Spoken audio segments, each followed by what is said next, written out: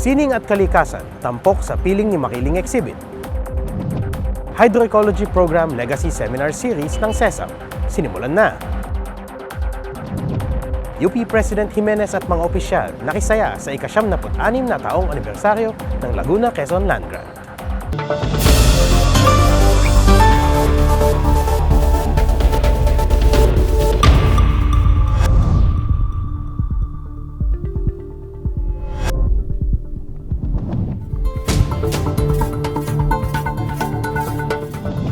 Mula sa Universidad ng Pilipinas, Los Baños, narito ang mga balita.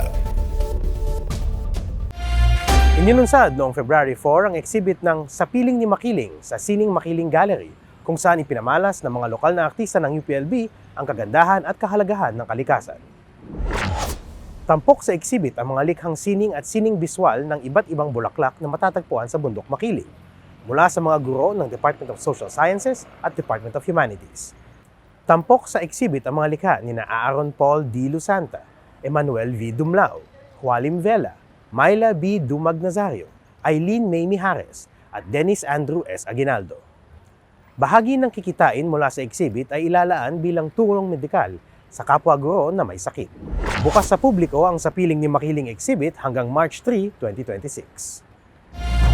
Inilunsad ng UPLB School for Environmental Science and Management o SESAM ang unang bahagi ng Upland Hydroecology Program o UHP Legacy Seminar Series noong February 5. Tampok sa unang sesyon na may temang Creating Effective Institutions for Environmental Governance ang tatlong pioneers ng UHP na sina Dr. Percy Sahise, Dr. Enrique Pacardo at Dr. Leonardo Florese.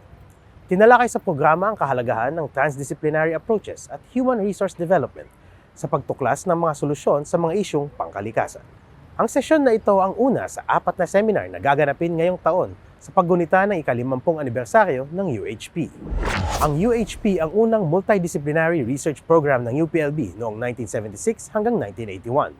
Ito ang naglatag ng pundasyon upang mabuo ang Program on Environmental Science and Management o PESAM na kilala na bilang SESAM sa kasalukuyan. Ipinagdiwang ng Laguna Quezon Land Grant o LQLG ang kanilang ika-76 na taong pagkakatatag noong February 10.